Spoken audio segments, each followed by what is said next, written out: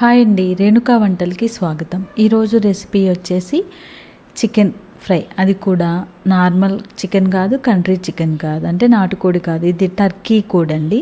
So ఈ chicken చాలా గట్టిగా ఉంటుంది. టర్కీ కోడి మనందరికీ తెలుసు కదా. సో దీంతో చికెన్ ఫ్రై ఎలా చేయాలో చూపిస్తాను.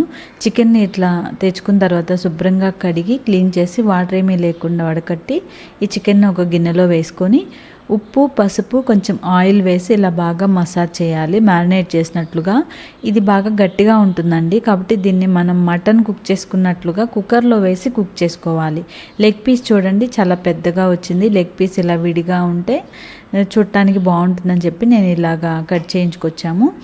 సో కుక్కర్లో వేసి మూత పెట్టి 3 విజిల్స్ వచ్చేంత వరకు ఉడికించుకోవాలి. టర్కీ కోడి బాగా హార్డ్గా ఉంటుందండి, చికెన్ గట్టిగా ఉంటుంది. అలా చికెన్ చక్కగా పక్కన ఉడికించి పక్కన పెట్టుకున్న తర్వాత ఇప్పుడు కడాయిలో 4 టేబుల్ స్పూన్ల ఆయిల్ హీట్ చేసుకోండి. ఫ్రై కాబట్టి మనకు కొంచెం ఆయిల్ ఎక్కువ పడుతుంది. అలాగే దీనిలో ఆయిల్ హీట్ అయిన తర్వాత ఉల్లిపాయ, పచ్చిమిరపకాయ, కరివేపాకు వేసుకోవాలి. అలాగే పుదీనా కూడా వేసుకోండి.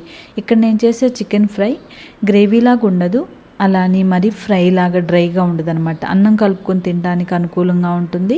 సో ఇలా మనం ఉల్లిపాయ ఇవన్నీ వేసుకోవడం వల్ల ఉల్లిపాయ కొంచెం మగ్గిన తర్వాత దీనిలో 1.5 టేబుల్ స్పూన్ అల్లం వెల్లుల్లి పేస్ట్ కూడా వేసుకొని వేపుకోవాలి.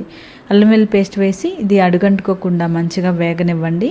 సో ఇలా వేగిన తర్వాత ఇప్పుడు దీనిలోకి పసుపు, అలాగే కారం 3 స్పూన్లు వేస్తున్నాను నేను. కొంచెం కారం ఎక్కువ పడుతుంది.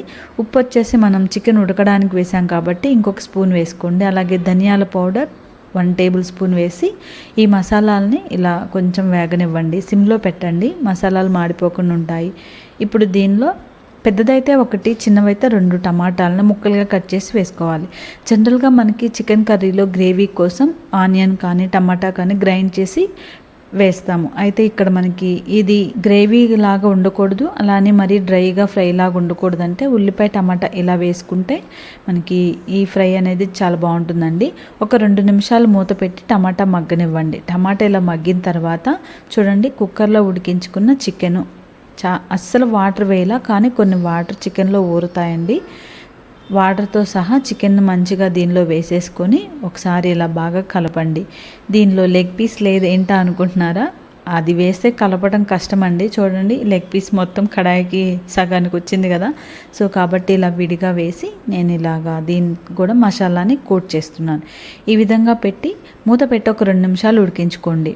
చూడండి ఇప్పుడు ఇలా కొంచెం ఉడుకుతున్నప్పుడు దీనిలో garam masala powder 1 table spoon వరకు వేసుకోవాలి.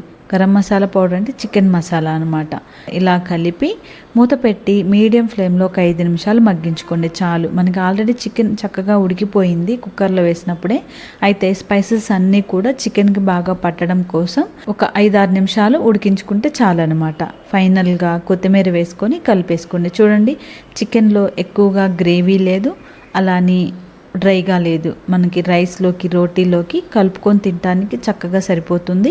చికెన్ పీస్ కూడా చాలా టేస్ట్ ఉంటుందండి. నాటుకోడి కంటే టేస్ట్ ఉంటుంది, అలాగే ముక్కేమో మటన్ ముక్కలా ఉంటుంది. సో ఈ టర్కీ కోడి చికెన్ చాలా టేస్ట్ ఉందండి. మీరు ఇలా ఒకసారి తప్పకుండా ట్రై చేయండి.